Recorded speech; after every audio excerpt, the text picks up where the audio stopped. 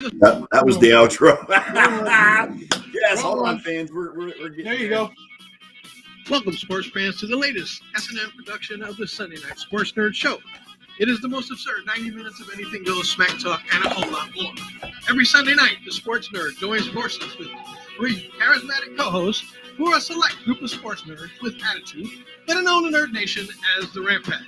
We are four of the most loudmouth, smack-talking nerds around, coming at you with some sick rips and rants, which may be just enough to make you pee your pants. So listen up, Nerd Nation. Let's rise and welcome the legend himself. He is the founder, he is the host, and he is the star of the Sports Nerd Show. Coming to you live, straight out of Lakeland, Florida, Scott, the Sports Nerd. Right. What up, everybody? Welcome to the Sports Nerds on Championship Sunday. Oh, no, I'm sorry. Divisional Round Sunday, rather. I'm not Championship Sunday. Next week. We are live and in charge, and we are watching the Bills and Chiefs as we speak. John is in his bunker, hunkered down, and probably taking whatever he can take that isn't illegal. What's up, Brett? To calm his nerves over this game. Rumor has it that he has a defibrillator sitting next to him. Correct. I would think so. Yes. Oxygen tank, all kinds of stuff. Right. So he will not be joining us. He doesn't really he can't do the show and watch the game at the same time because he just won't be here. So Ken is having some technical issues. He'll be here as soon as he can. So for the time being, it's going to be Elliot and I. We're probably only going to have a quick show tonight because the game is on and will be on for the next couple hours. So we want to catch I apologize for playing the outro first, but you said it was going to be a short show, and I decided to and don't mind Elliot eating on camera. It's okay. He can't help himself. Anyway. Well, the salad will go bad if I don't eat it. I hate warm salad. Okay. All right. Let's get going right off the top. Hang on a second. Oh, good Lord. Ken's having some really serious issues. You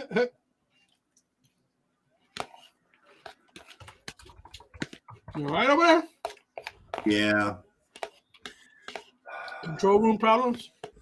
No, just he can't get in. He's having issues. He just can't get in. Anyway, let's discuss yesterday's games real quick, Elliot. First one being the Bengals and the Titans. The only game that I've gotten right so far this weekend. I did call the Bengals victory in my prediction post on Friday. Joe Burrow balled out, but it was a sloppy game. It was just the Titans are the Titans. The Titans are who they thought we were. The Titans are Ryan Tannehill. Yeah. And Brett, you spelled choked wrong, but okay, whatever you say. Because that defense was all over Joe Burrow. It was. Sacks. Yeah. Yeah. How do you lose a game when you're 9 sacks? Yeah. Easily. You've got Ryan Tannehill for your quarterback. He throws 3 picks, including one with 20 seconds left to go, in which Burrow hits Chase right into field goal range, and they kick the winning field goal because of it. But did you notice on that last drive before the interception, they weren't showing urgency when they were trying, they were trying to they should have been trying to get the ball down the field, and their clock management, you'd swear Mike McCarthy was on the sideline. Okay. Because their clock management was awful. I mean, it was terrible. Right. And when he threw that pass, see, he got lazy on that pass too, and he threw it into some tight coverage. Yeah. You got to admit that. Yeah, he did. But Cincinnati Mixon had a game. They kind of held Jamar Chase a little bit. Derek says it wasn't that bad. Derek is in the audience. He says it wasn't that bad. He says that He said the clock management wasn't that bad, he says. Well, towards the end, it looked like they didn't have the urgency that they should have had. That's just my perspective. Some commentators have said the same thing. Mm-hmm. It just didn't appear that the urgency was. It was like they were playing more to go into overtime than they were to win the game. But in the end, I mean, yeah, Mike McCarthy is very bad. You're right. It wasn't that bad, but it was bad. Yeah. McCarthy bad is very bad, he says. It's awful. It's just downright awful is what it is. Yeah.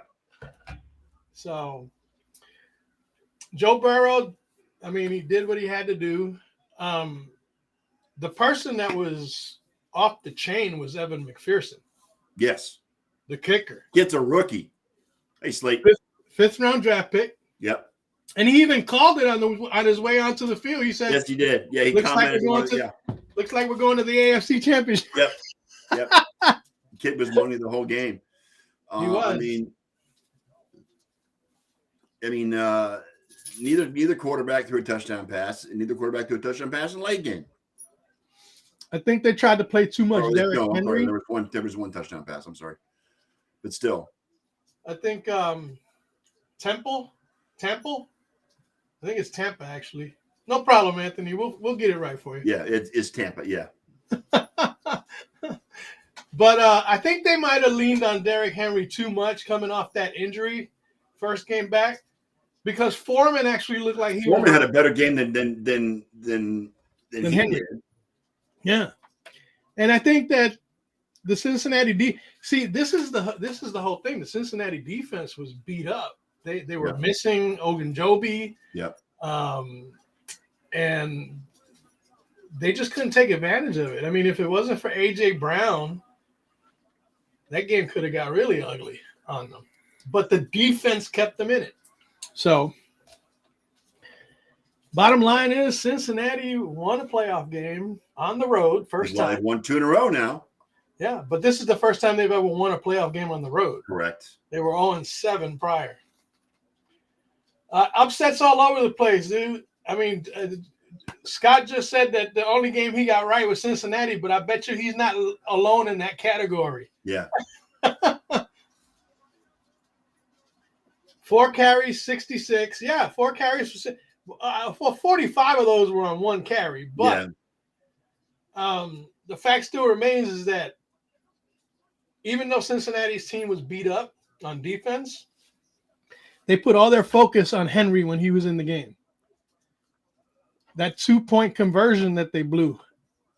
You know, those are the kinds of things that, again, I don't know, man. It's like I posted, I said, you can take the quarterback out of Miami, but you can't take the Miami out of the quarterback.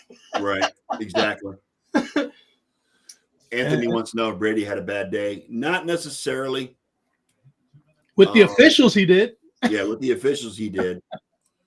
He got his first ever unsportsmanlike conduct call against him. But he threw for 366 yards and 2 touchdowns, so he didn't have a terrible day. Oh, I'm sorry, that was Stafford.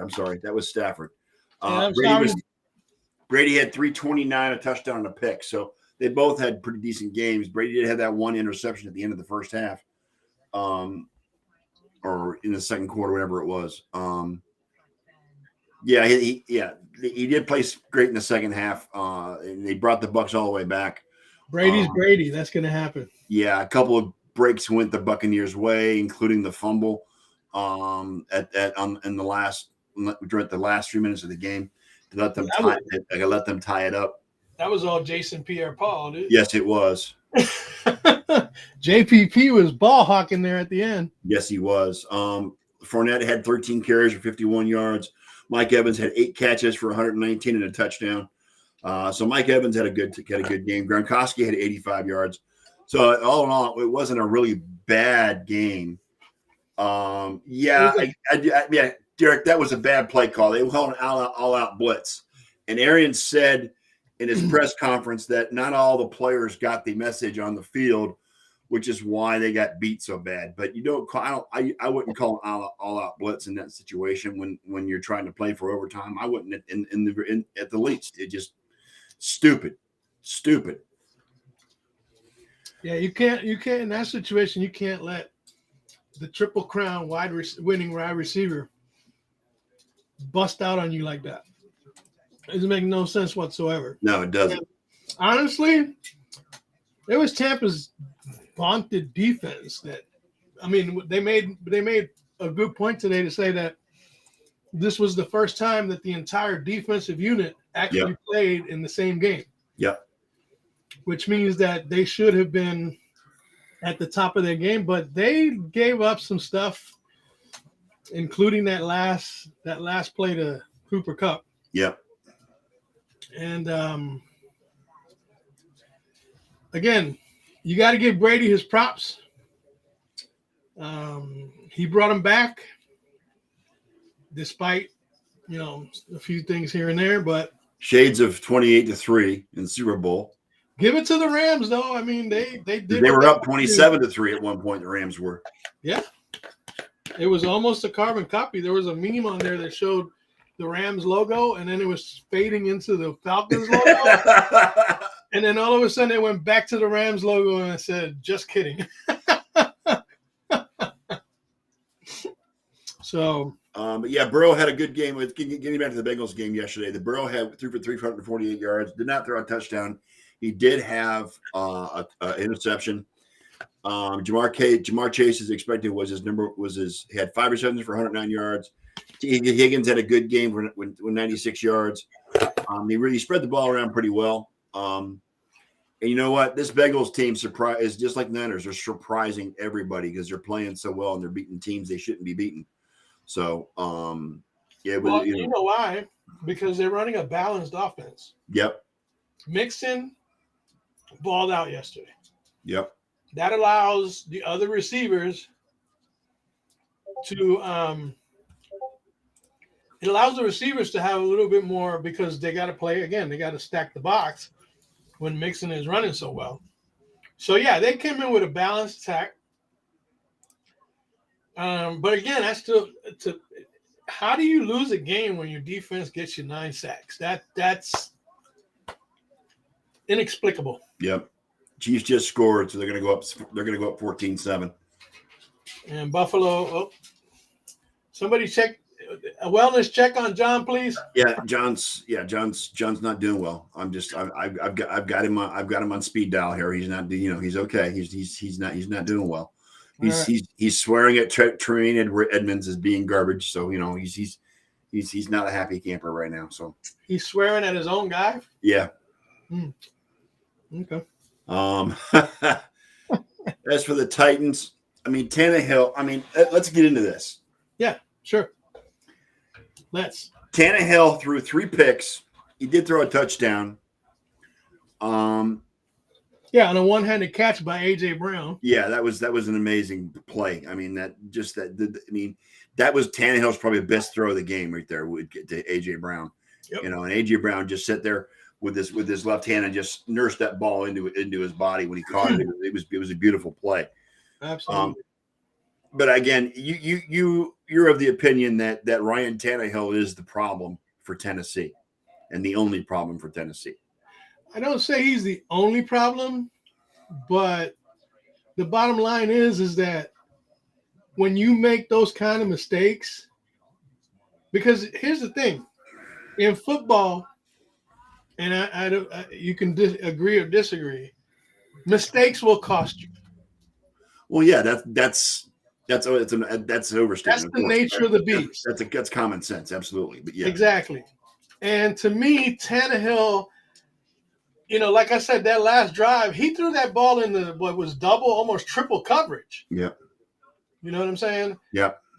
And I think that he's built to win in the regular season, but come postseason. And I don't know how much the fact that Henry came, because they were doing really well without Derrick Henry. Yeah, they were. They managed to finish with the number 1 seed. Yeah. So the offense, basically, the scheme of the offense changed somewhat from what they were doing before while Henry was out. So that they thought that, you know what, Derek stopped with the Baker Mayfield chat. Anyway,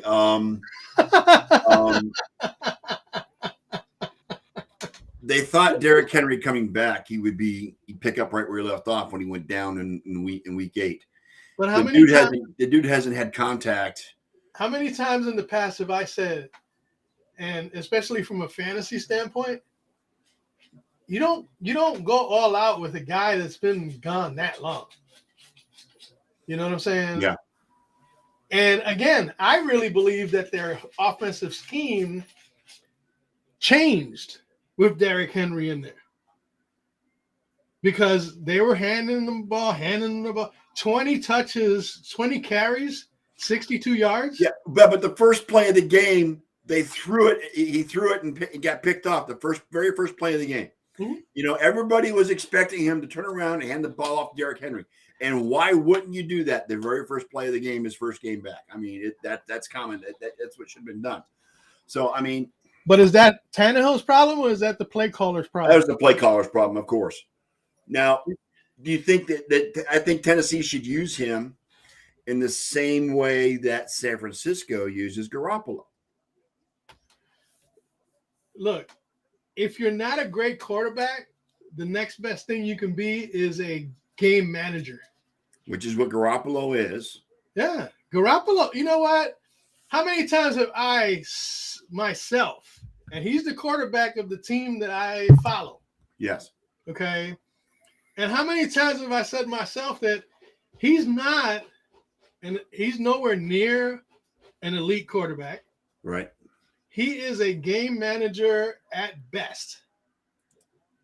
But the thing with him is that, and he does make a lot of mistakes.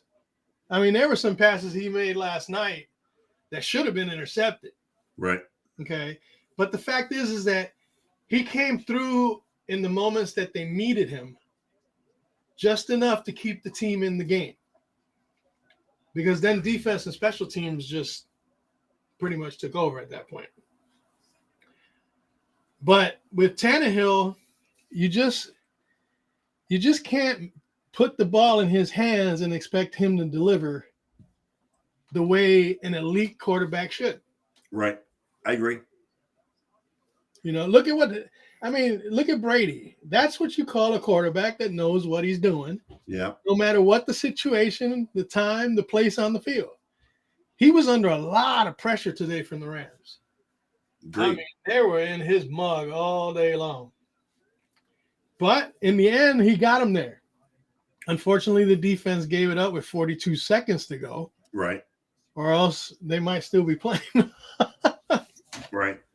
No, they actually threw that pick and they had like 20 seconds left in the game, and it allowed Burrow to hit Chase and get him into field goal range to win that game. So that was the key, the play to Chase. Yeah.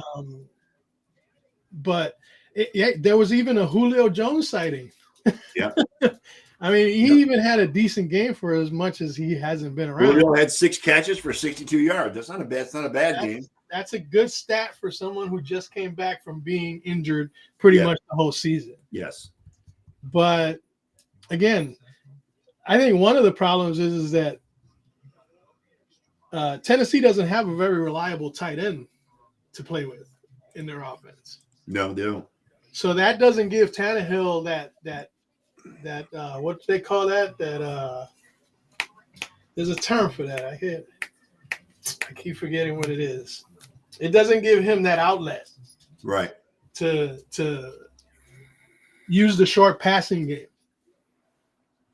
Right, Derrick Henry is not known for his ability to catch balls out of the backfield either. He's more of a bruising runner. And then you look at somebody like Garoppolo. Who was he finding at the end there on that last drive? George Kittle. Yeah, Kittle. His tight end. Yeah. Why? Because he's not going to light it up. He's not going to be throwing downfield 20, 30 yards. He picks and chooses his spots. And like I said, he can be as much of a detriment as he can be a success. Because you know what? You can always count on Jimmy to throw that untimely pick when he least needed to do it. Look, the one thing about Jimmy G that all opponents should know is that he'll find a way to keep you in the game. Yeah, exactly. Yes, he will. That's the truth. And But getting back to Tannehill and them, like I said, I just don't think that the offensive play calling yesterday was on point. Cincinnati, for all intents and purposes, their defense was somewhat compromised with some injuries. And they just didn't take advantage of that. And it's a shame because, like I said, Henry went out week 8. And with all that, they still managed to come out the number 1 seed. Yeah, but you know what? It doesn't hurt the fact that they play in the worst division in football either. Well, I would say the NFC East is that.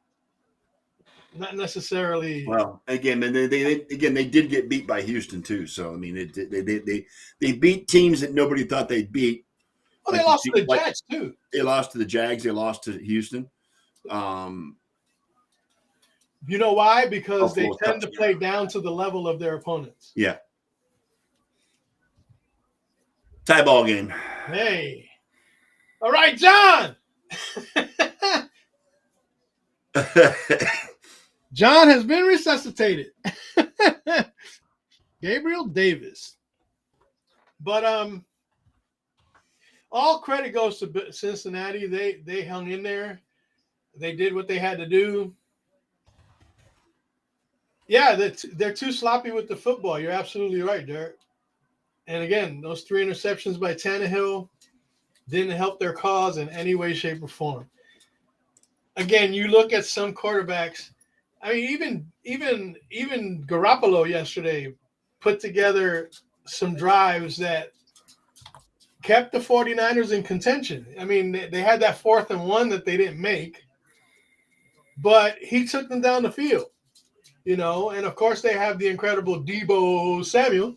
That dude, I mean, tell you what, let me just tell you, that dude's a friggin' Swiss Army knife of a player. He's a freak of nature, dude. Yeah, he is. Yeah, he is. You know what I'm saying? They broke the mold when they made him.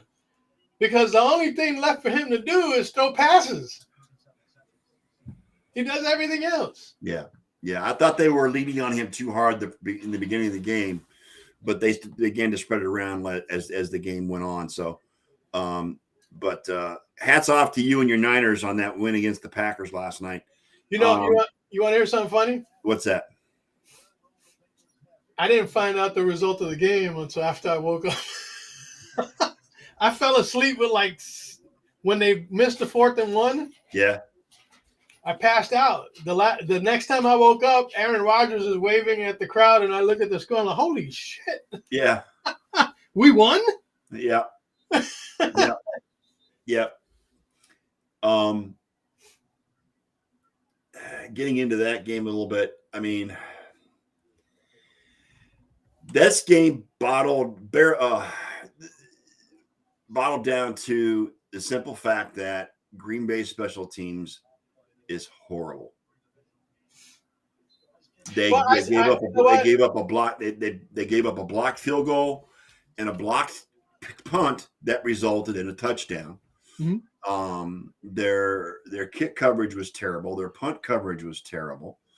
But you got to give some credit to the 49ers special teams for capitalizing on. Well, yeah, but again, but Green Bay's had the worst special teams unit in the NFL all season long, at least one of the worst. But they still had the best record in the NFL. Correct. So, unfortunately, I can't quite let that translation stick to the point where, again, part of the blame to me, and I had a discussion with Derek about this, is that Aaron Rodgers made it a one-trick pony type game because all he was looking for was Devontae Adams. He was and Aaron Jones, okay? And that last play, when it was 3rd and 11, I think with just over 3 minutes to go, Rodgers heaved the ball into double coverage, which he didn't anticipate that double coverage. But the 49ers already knew that he was going to be looking for Devontae Adams. Well, yeah, and there was a player Lazard was wide open. Underneath that play. Yes, he was. There was nobody within 10 yards in either direction of him. Right. But because Aaron Rodgers was so focused on Davante Adams instead of spreading the wealth, as I like to call it, he wound up turning the ball back over to the 49ers, and they did what they had to do.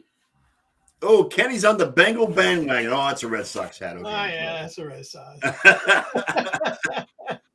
Welcome to the show, Mr. Ken Koslow. How you doing, Kenny? Oh, I'm just now that you're here. Now that I'm here, I'm just swinging like a star. Yikes! How's your weather? We're pretty cold here. It's been in the 40s pretty much all day today. It's getting a little chilly outside. All I have to say, it's getting a little chilly. It's kind of cold here too. Got the thing on and get the toque. Finally here, ready to go. Rocking the toque, as they call Rocking it. The toque. Canada. Yep. We were just talking about we had covered the Cincinnati game, and we were just talking about the Green Bay game, and I was talking about bad special teams, and Elliot was saying it was Aaron Rodgers' fault as well because he was too focused on Davante Adams all night as opposed to going for his other receivers. Well, that's a that's a possibility, but I think he went to Allen Lazard, fairly frequently, but how many catches did Lazard have? How many targets? Hang on, right now. I don't know because I know he caught at least 3. I got the stats. Hang on. Lazard had 6. Let me see. He had one. Actually, no. Lazard had 1 target. Believe it or not, Aaron Rodgers was focused on Aaron Jones and Davante Adams all night. Aaron Jones had 10 targets. Adams had 11. They each had 9 catches. So it was the Aaron Jones and Davante Adams show last night. Yeah. When Lazard was wide open. And that on that last drive, yeah. That could have turned out totally differently. Yeah. But another thing that they were saying is that hey, Army, how you doing? Hey, Army. Is that the defensive coordinator for San Francisco was throwing a lot of different looks at Rodgers, and he seemed a bit confused and not able to figure certain things out. And I think that last play was one that was indicative of that because he was throwing to Adams thinking that he was going to have single coverage. Right. But the safety or the corner split off. That's why Lazard was so wide open because they knew he was going to throw the ball to Davante Adams. They knew it. He gave it away. If he didn't even see Lazard. Yeah. That game turns out totally differently if he would have paid attention to players other than Jones. And then Dillon got hurt, so that didn't help their cause. Yeah, that didn't help him any. Yeah. No. The biggest difference I think in the game though was special teams breakdowns. On both sides. Absolutely ridiculous. Yeah, on both sides. Because that Green Bay special teams coordinator, I have a feeling he's better be updating his resume because I think he's going to be out of his job. Well, let's count him down. He only had 10 men on the field on that last field goal. Yeah. Block punt. Touchdown. They didn't block anyone from field goal after a 75-yard pass to Aaron Jones. Yes. They would have had momentum going in with a 10-0 lead rather than 7. They did. They would have. But you know what that did is that inflated the 49ers' confidence. Yep. Not like it needed to be inflated. And honestly, see, this is where we get. Jimmy only threw 131 yards last night. But how important were the yards that he threw for is the question. Because, again, that last drive or the last couple of drives, he was starting to find Kittle, Debo. Well, the last drive, that led to the winning score, he was as the old Hank Stram would say, he was matriculating the ball down the field. Mm-hmm. Right. Okay, with Kittle, he had Debo Samuel also running the ball as well as catching the ball. They dinked and dunked their way down the field and got into field goal range for the winning kick. Well, That was a good drive by Jimmy, and he deserves credit for that. However, notwithstanding, the San Francisco offense only put up 6 points last night. It was the defense and special teams that kept them in that game all night long. That's it. Yep. That block punt and recovery was the difference in the game right there. Yes. It was the only touchdown of the game. Yep. Oh, wow. Which just goes to show you that you don't have to have an elite quarterback to be a winning team. Not all the time. KC misses a field goal at the half, 14 at the half. Yeah, I saw that. He missed wide right. 14-14, yeah. He pulled a Norwood. Yeah, it was about as close as Norwood's was, too. But hats off to Sam. I mean, Niners keep finding ways to win. The Niners keep finding ways to win, whether it be running game or defense or whatever it is. And now they're going against the Rams tomorrow or next week. And they own the Rams. And they have owned the Rams, yes. They own the Rams. They've won the last 6 meetings with the Rams. Here's the thing. If you allow, and look, 2 weeks ago at halftime of the Rams game, who would have thought San Francisco was even going to get in the playoffs? Because they were down 17-0 at half. 17-0 to a team that hadn't lost with a halftime lead in 45 games. Correct. Right. Yeah. Do you see Derek's comment, Elliot? I'm sorry? You see Derek's comment about Jimmy? It was awful. The only reason he was in the game is the fact of making awful decisions on special teams and offense. It could be all. Yeah, I mean, again, I do not in any way, shape, or form, and I've been one, as you guys know, to say Jimmy G is not the guy. Okay, he is not the quarterback that I would like to see leading the San Francisco 49ers. Unfortunately, it is what it is. You know what I'm saying? He's it at the moment. He won't be there next year, most likely. Hi, Eliana. Reconnect your Facebook account to Ustream because we're seeing you as Facebook user. I just sent you the link, baby. But like I said, Jimmy G was awful. I get that. Yeah. And everybody's been awful. He just has to be good enough. And here's the thing.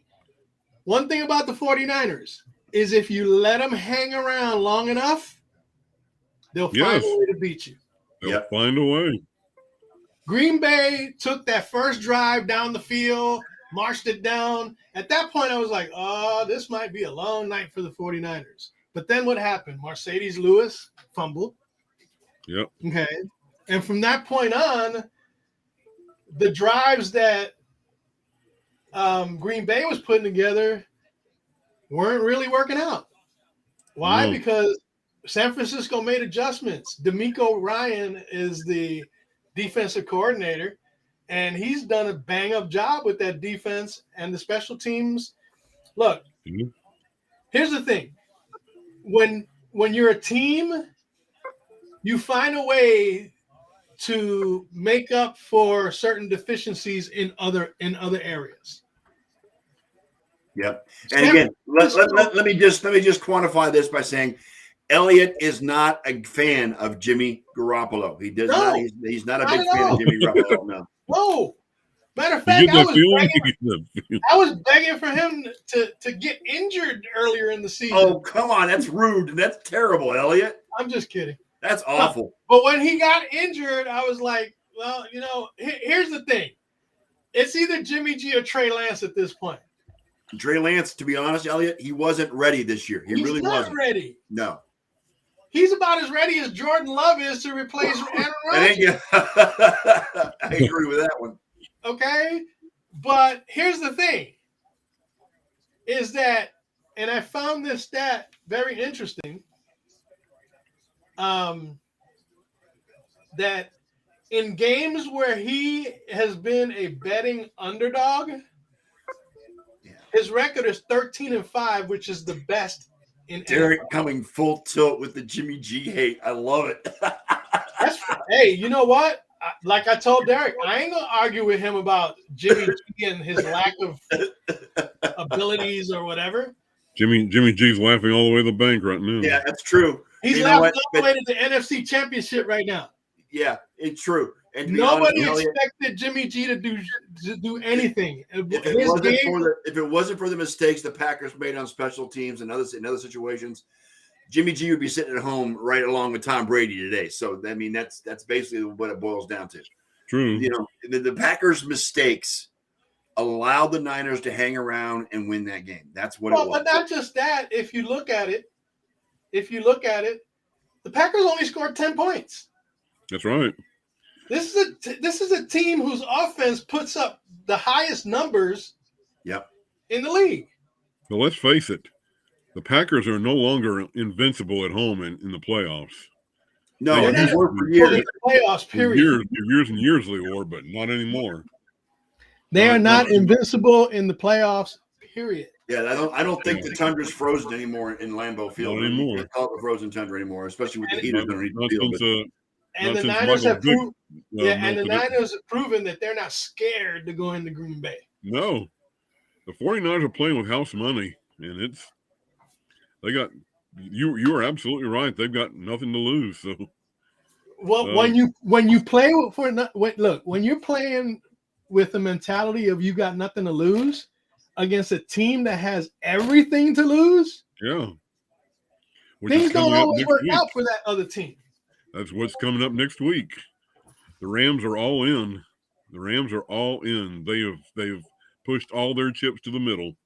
Mm-hmm. They got Stafford. They got Von Miller. It's win or else. They got Odell, who's playing his ass off. Odell Beckham, exactly. OBJ. And I'll tell you what, guys. On Browns Twitter, the Browns players are giving Odell Beckham all the love right now. They really are. the love he didn't get while he was with Cleveland. Yeah. So I mean, that dude had a lot of respect in the locker room in Cleveland. Just let you know, it wasn't. Well, and the Rams. I mean, it was said today that the Rams say he is no issue in the locker room. He is a motivator. He's a great teammate. Good. Well, and again, to be honest, that's the difference between having a quarterback that's been in the league for over 10 years and having a guy who's been in the league for 4 years under 4 different regimes too. Yeah, the communication's a lot more. The communication and the awareness is more with Matthew Stafford than it was with Baker. I'm just saying that's possibly what it is. Well, I mean, it takes a lot for me to admit that, Elliot. You know that they know how to use him. Yes, the Browns did not. It's because Sean McVay's a freaking genius.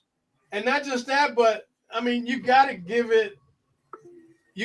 what's due to the fact that Baker Mayfield's not the most accurate quarterback in the world. Okay, he has because his accuracy was one of his pluses coming into the league. He was one of the most accurate college quarterbacks ever. I mean, that's just the way he was. And how many great college quarterbacks have fizzled out in the NFL? Oh, I know, yeah. I'm just saying. It doesn't. Your college game doesn't always translate unless you're a guy like Joe Burrow, who has the complete package, basically, as far as I'm concerned, because he's got confidence. He's not. It's not a cocky. It's not a cockiness. It's a confidence that he knows what he needs to do, and he has the ability to do it. Okay, Baker Mayfield. I'm sorry, but there's a little bit too much ego between those ears for him to be successful at this level. Mm-hmm. By the way, you said you already talked about the Cincinnati game. Yeah. Let me chime in. Let me chime in one thing. He got dumped 9 times for sacks yesterday. That cannot happen again, because if he gets dumped 9 times next week, Cincinnati will get run off the field. Yes. I hope they do well, but they're going to have to do something with the offensive line because he cannot take that kind of pressure again. Here's the thing: Cincinnati won't be playing Ryan Tannehill next week either. It'll be either Josh Allen or Patrick Mahomes. That's true. Right. That's true. So, but the defense is going to be playing are just as good, if not better, than Tennessee's, and it's going to be curtains if he gets that kind of pressure next week. Honestly, I believe that Ryan Tannehill is a better quarterback than Jimmy G myself. but he just takes too many risks, too many chances. He did. He looked just like the Ryan Tannehill in Miami last night. Well, that's just like I said. You can take you can take the quarterback out of Miami, but you can't take the Miami out of the quarterback. Wow. Just want to let you know they were making getting back to I just wanted to bring this up because I thought it was funny. NFL Network, the morning show those guys do with Rich Eisen. They were talking about Brady today and where he was picked in the draft and how he grew up being a San Francisco 49er fan as a kid. And the Niners picked Giovanni Carmazzi in that same draft as Brady as their number. They got him in the 3rd round, and he was picked before Tom Brady was in the draft. The only smart quarterback pick that the 49ers have ever made was Joe Montana. Yes, correct. Okay. Other than that, they're about as good at drafting quarterbacks as New England is at drafting wide receivers. Yes. I just thought it was a great because the reason they brought it up was because Mooch was on the staff of the Niners when they drafted Carmazzi. That's right. And Rich was digging into Mooch about it. Well, they passed on Aaron Rodgers. Yeah. Who'd they draft before ahead of Aaron Rodgers? Alex Smith. Alex Smith? Yeah. They took Smith number 1 overall. Yes. Oh, when they had Rodgers right there playing down the street. Yep. For the Golden Bears. You know what I'm saying? But here's the thing. Now Rodgers, he made that mistake of saying when the 49ers passed on him, they'll regret it. Well, guess what? He's 0-4 against the 49ers when it counts. Yeah. So his only wins have been in the regular season, but in the postseason, he's come a cropper. Again, I was telling Derek earlier, I said, you know what? Aaron Rodgers, without question, is one of the best regular season quarterbacks of this era.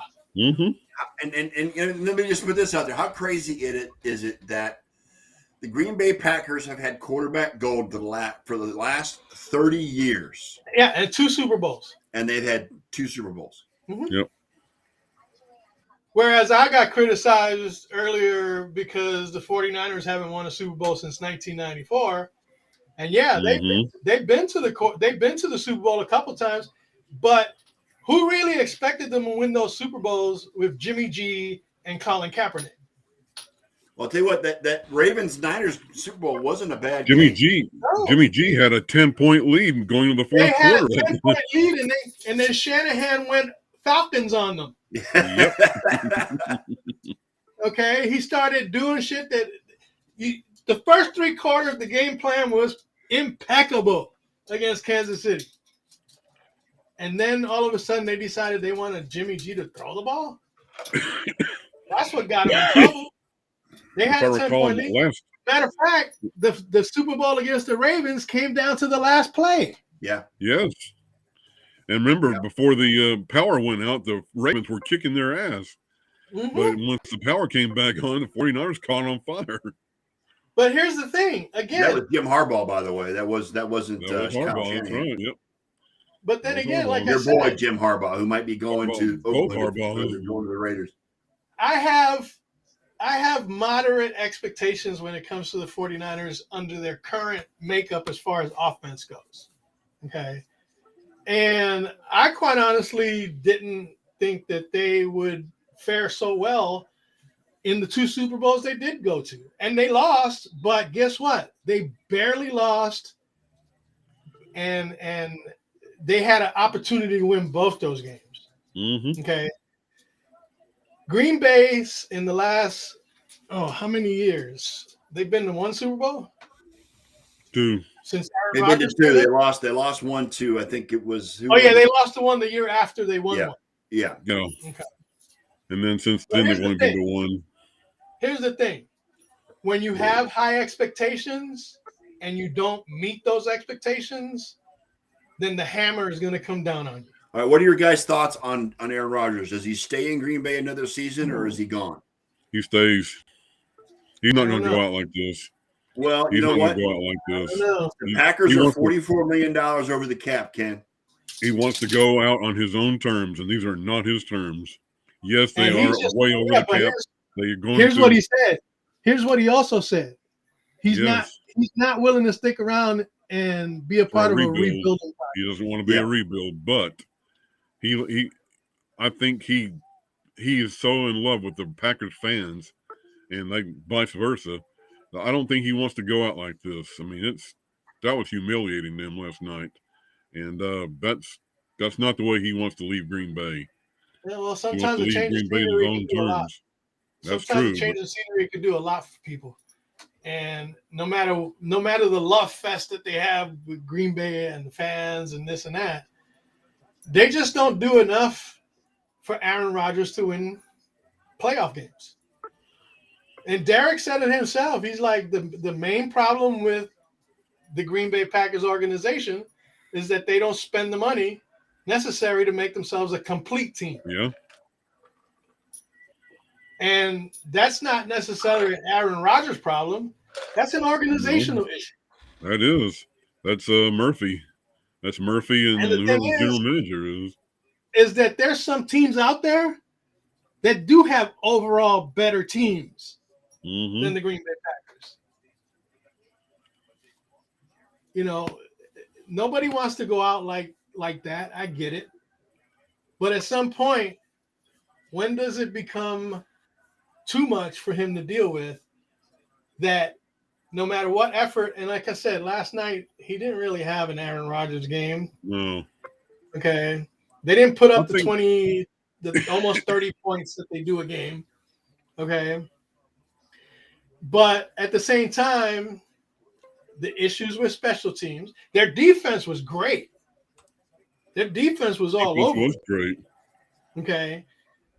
But if you don't spend the money to be a complete team, chances are you're not going to be successful in critical situations. Yeah.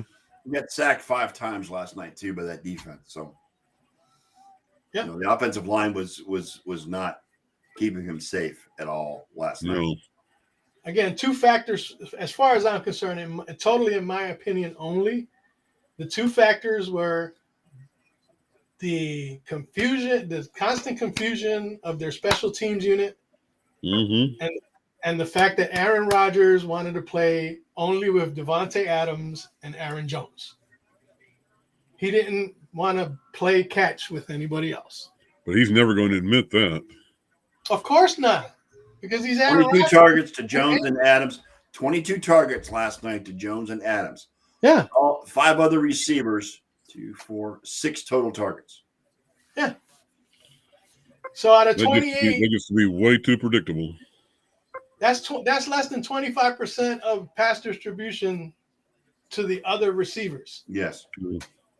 And again, when you got a defense like the 49ers, you might catch them making a mistake like they did with Aaron Jones. They made up for it by blocking the field goal. But eventually they're going to figure you out if you keep doing the same shit over and over again. That's the defense that they have and the defensive coordinator that they have. Okay? Is that if you keep going to the same well too many times, eventually you're going to fall in that well. And that's exactly what happened to them last night. I really had no expectations of the Niners going in there and winning.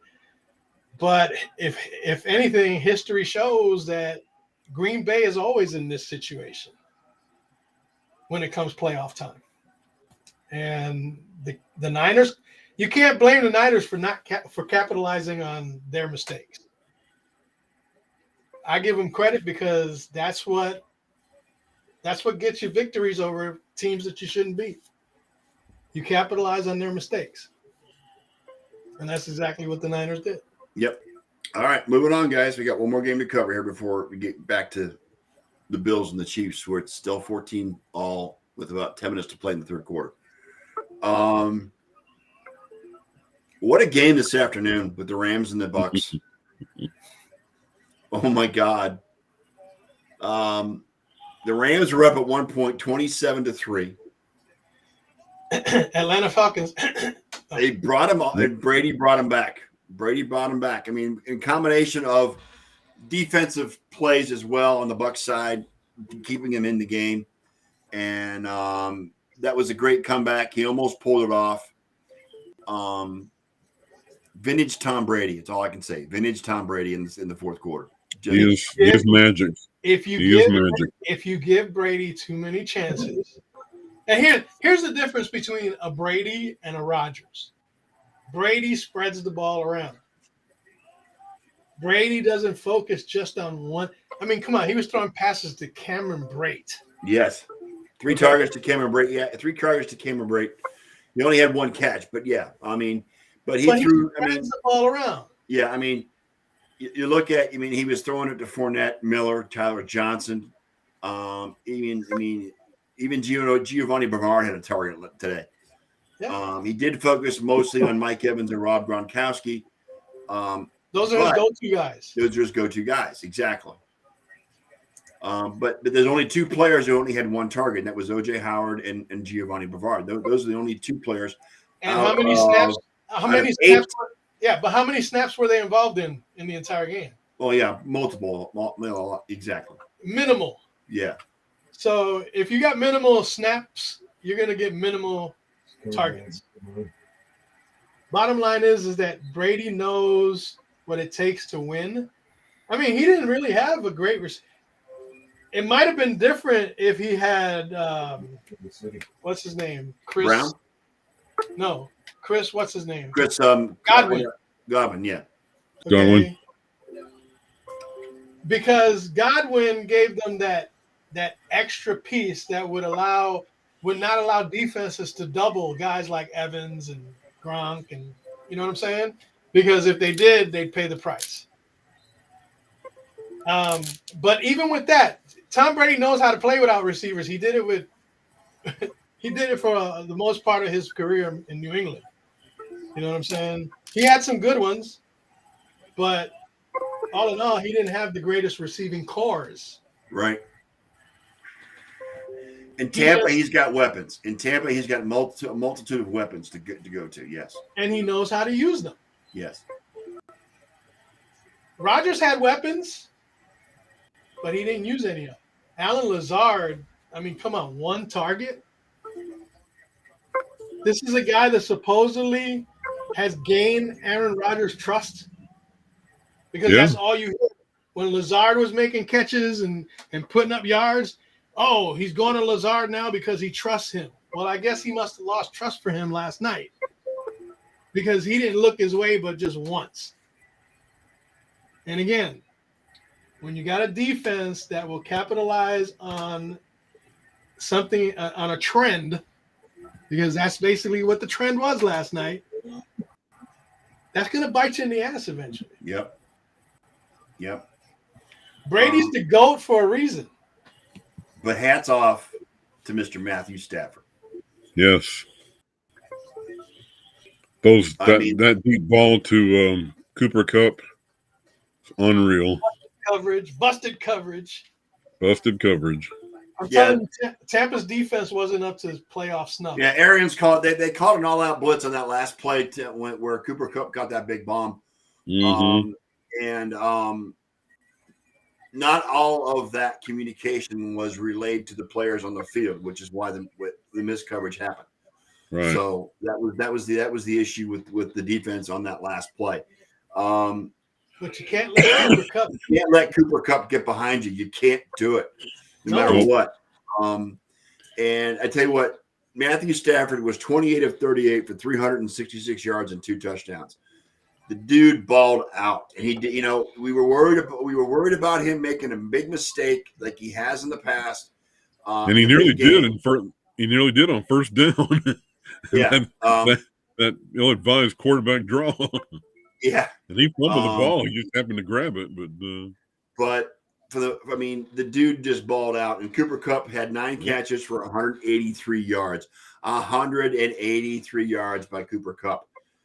It doesn't surprise me, because he's been doing that all season in the league right now. And as a Browns fan, hats off to Odell Beckham Jr. He had six catches for 69 yards as well. And a couple of those catches were clutch and got first downs when they needed it. I'm actually happy for OBJ as him being a former Brown to him to get playing. He's actually playing in his very first championship game next weekend. He's never made it to the NFC Championship or the AFC Championship. Not ever since the boat ride. Right. Nope. So he's playing in his first championship game. I'm sorry, Elliot. I don't think the Niners have enough. The way the Rams played today, if they play this way the next week, the Niners don't have enough. I'm sorry, but it's going to be a good game here. I'm not gonna argue with you because, as you well know, I try to be a realist. Right? No, Army, not even with the Giants. I try to be a realist where I can, but at the same time, so far the 49ers have been underestimated. Well, they've had the Rams number pretty much the last couple of years. We'll see what happens. Again, we'll see what happens because you're talking about two teams that know each other very well. Very well, yes. Okay. And that could be a toss-up situation. This is not just going to be a reflection on Stafford. This is going to be a reflection on McVay because I think the 49ers are in McVay's head. And I think so too. It's getting to be 6 wins he in a row. He hasn't beaten Shanahan. He has not beaten Shanahan. And it's getting to be. Shanahan has his number. Yeah. But here's the thing. The 49ers only have to be as good as their defense and special teams. Yes. Okay?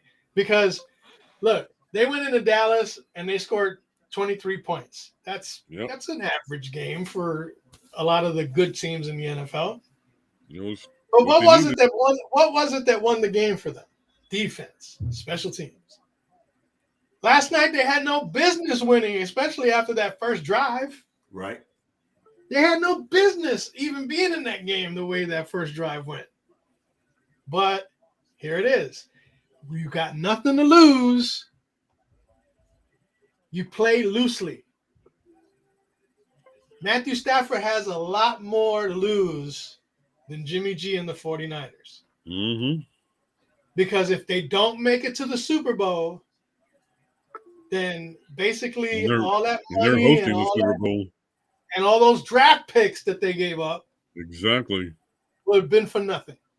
So because the Rams don't have any draft picks the next couple of years. They give them all up. Mentally and psychologically, the advantage is not in the favor of the Rams. Mm-mm.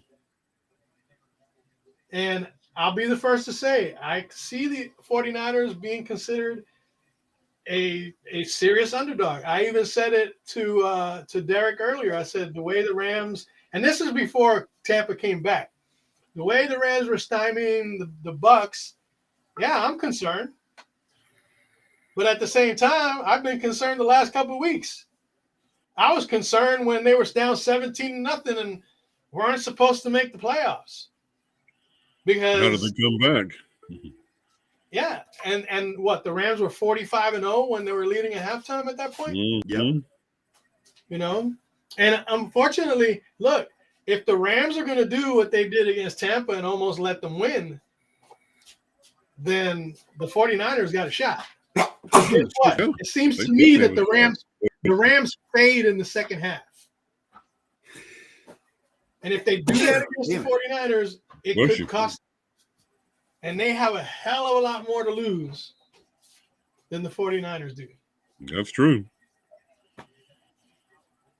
That's very true. I'm a realist, but you see, this is why the games aren't played on paper. Right. On paper, the Rams' offense is superior. Superior to the 49ers' offense. Yes, they are. On paper. On paper. But paper doesn't always translate into wins. And again, who's the pressure on at home to win that game next week? With a possibility of playing in their own building in the Super Bowl. Mm-hmm. Like Tampa did last year. The whole weight of next week's game is on. Look, like you said, the 49ers are playing with house money. the Rams are put all their chips in on the table. Question is, will they fold or not? We're gonna find out how good they are at bluff poker. We will. And again, like you said, I think McVay is mentally gassed when it comes to going up against Kyle Shanahan. And unfortunately, that tends to look that game when they beat when they were winning 17-0 at halftime. How premature was McVay running down to the end zone to celebrate touchdowns in the first half? Very, right? That's kind of an insult. And, the 49ers came back in that second half purely because they felt they were insulted by McVay. And Shanahan wasn't having any of it. They probably shouldn't have beat the Cowboys, but the Cowboys beat themselves. Yep.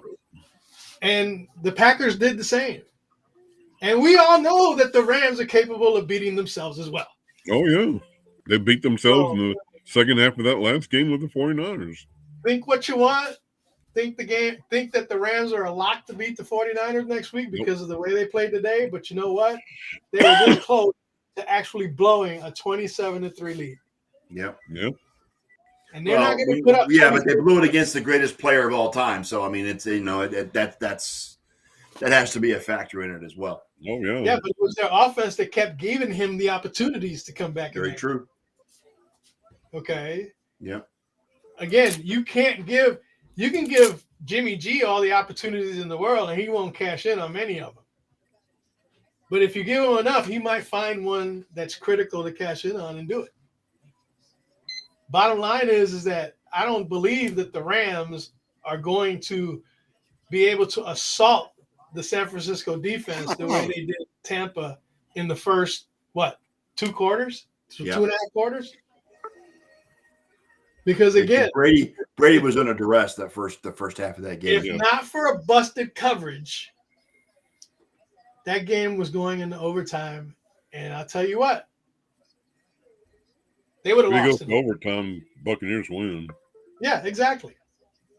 So they can't make that mistake. I don't give a shit if it's Jimmy G, Tom Brady, or whatever. They can't make those mistakes next week because it will come back to haunt them. And they've already got a psychological advantage. Yeah, basically. Because the Rams have everything to lose, and they haven't proven that they can beat the 49ers. At least not in the Cows. Aaron Donald, Von Miller, and Ndamukong Suh are going to have to keep Garoppolo on his butt the entire day. And Ndamukong Suh, he plays for Tampa. Not Ndamukong Suh, the interior guard, middle guard. Hang on.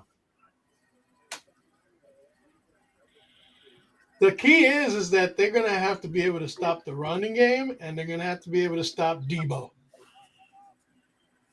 Because when you got that X factor in Debo Samuel, yeah, he's going to be a big X factor because is he hurt? He came off limping last night. Oh no, what's his name? Shanahan said there's nothing wrong with him. Just look at him the way he celebrated after we won. Yeah, exactly.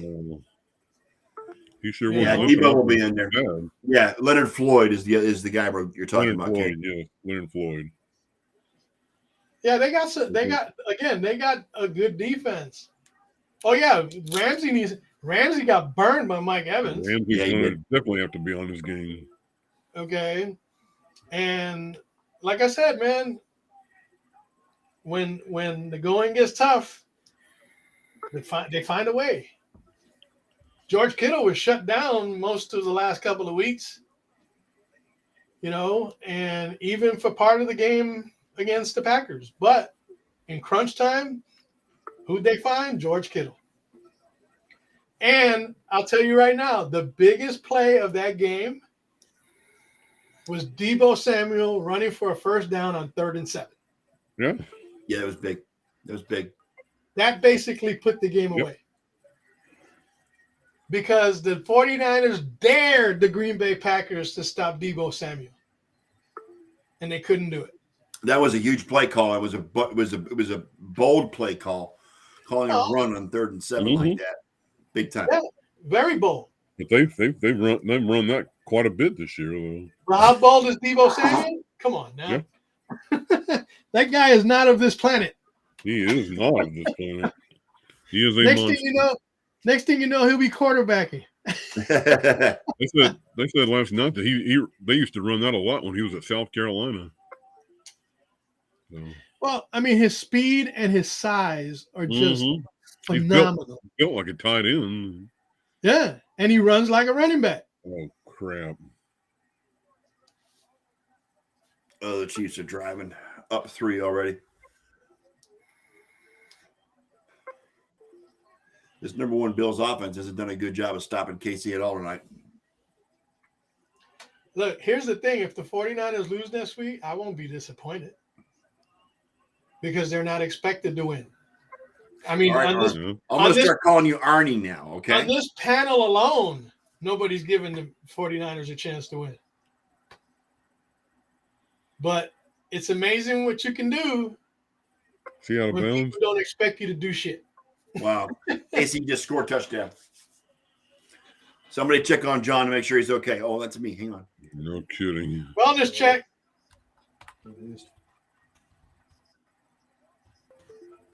Wellness check. Yep. Damn. How the hell did they all miss him like that? Yeah. Yeah, John needs CPR. That's crazy. Well, don't count Buffalo out, though. John says, fire Dable and Frazier into the moon. How quickly he turns on his own. I know, right?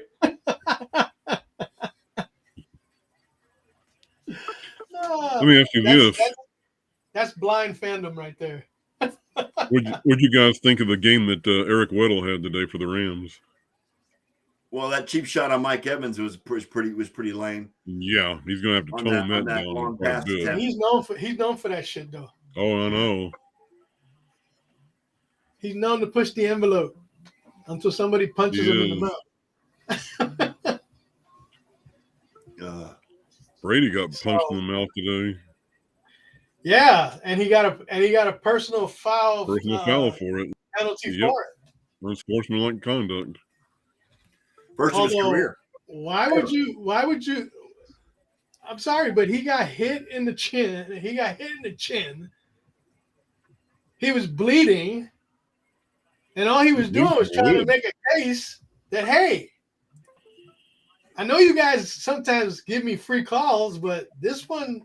Yeah, well, that's Hockley Jr. Okay, Ed Hockley's son was the referee today. Don Hockley.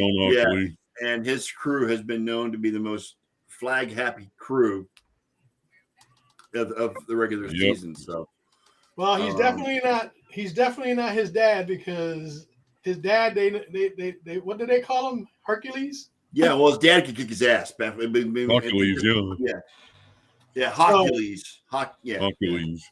Look, he's in the he's a referee because, he had that connection. Yeah. But I don't think he'll ever be as good a referee as his dad. Ever. Because Eddie Hockley is the best. He loves flagging the Cowboys, that's for sure. KC missed the extra point, by the way. So yes, it's 23-14. Okay. Still 2 possessions, though. Yep. So let me ask you guys each. I know Elliot's picking the Niners over the Rams next weekend because of his heart. Actually, I'm hoping that the 49ers show up and play. I'm not going to say that they're going to win, but if they give it their all and they don't get it, and that's fine. I can live with that. All right. And Kenny, what do you think about next week? Rams or Niners?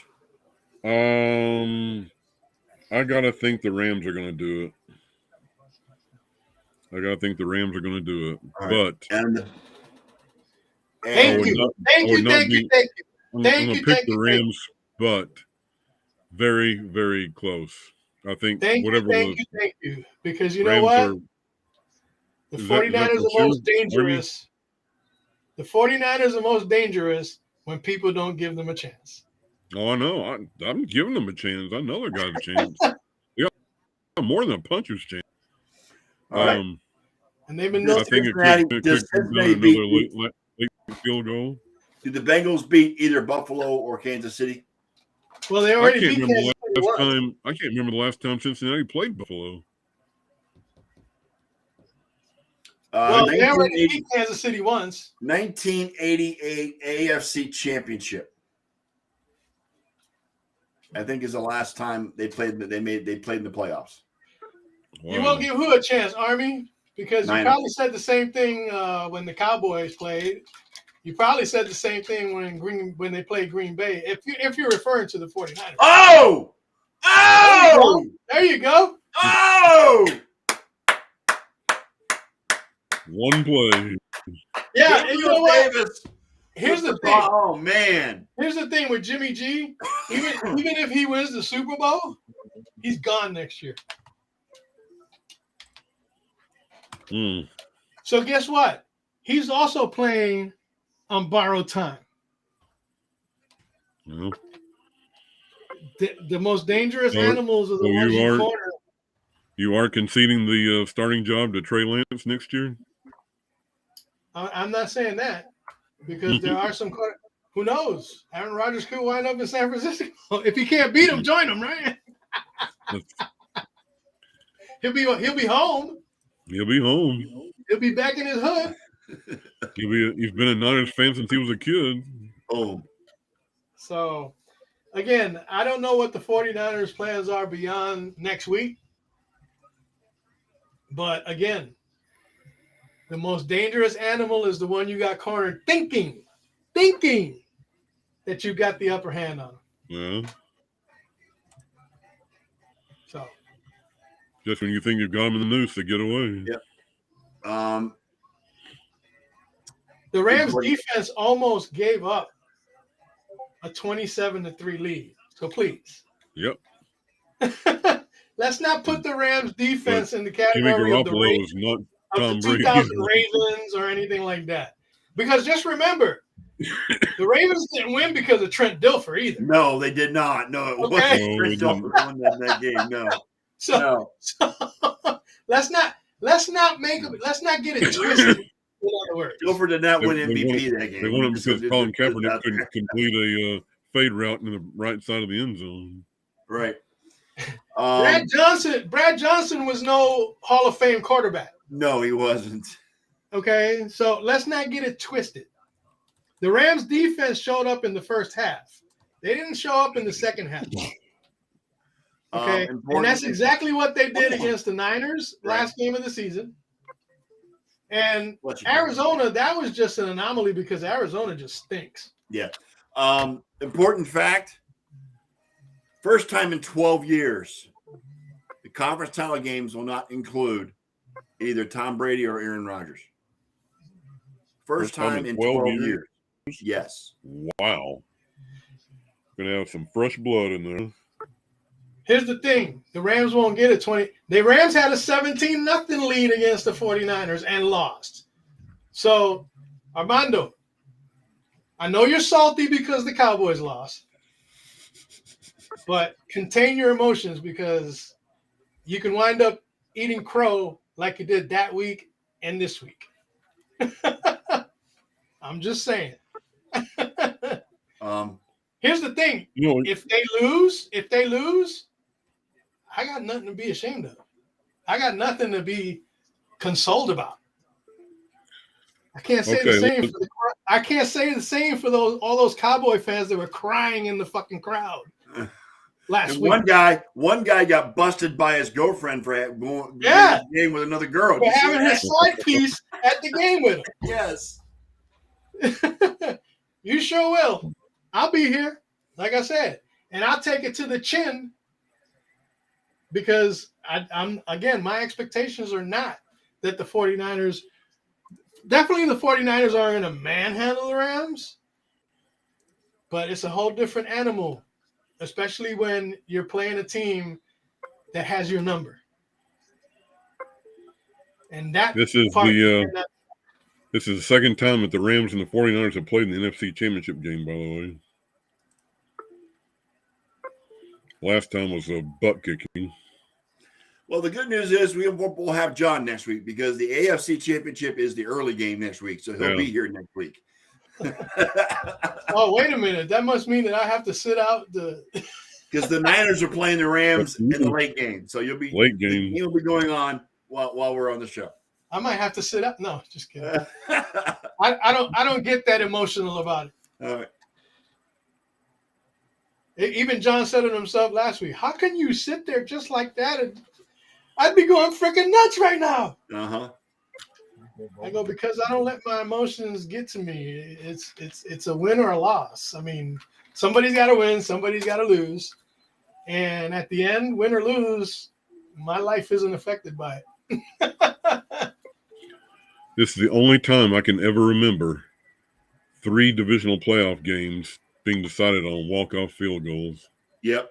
Of visiting teams, no doubt. It could be 4. Tyler Bass is It could be 4. I hope Watch it out is. for Tyler Bass later in the game. That's a good catch. Look, even if we lose, I'm satisfied that we knocked the Cowboys and the Packers right out. And if the Rams win, so be it. So be it. But I don't think they're going to beat either one of these AFC teams. God, where's that Buffalo defense at? Jesus. All right, let's wrap it up, guys. All right. Just want to give a shout out to give a good luck charm to John for the remainder of the evening. Hopefully he'll be happy when it's over and said and done and playing the Bengals in Orchard Park next week. On that note, thank you again. It was a great show, guys. Elliot, my shout out to my co-hosts, Elliot, Biggie Lamba, and Ken Costo. Thank you guys for a good show. We'll be back again next week on Championship Sunday.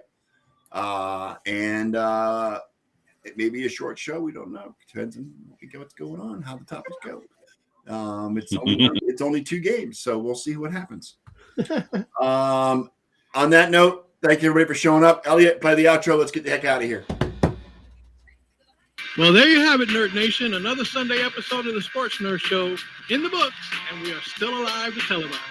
Now, on behalf of our host, Scott, the Sports Nerd, right, and his co-host, John Olson, and yes, me, Big E, the entire pack would once again like to thank you all for participating with us in the best 90 minutes of sports smack talk on the web today. So until next Sunday night, dear nation, we would like to leave you with a quick PSA. Please stay safe. Please practice social distancing. And for heaven's sake, please wear a damn mask. You all just got hit with a pack rant from the Rant Pack. And with that, fellas, we are out.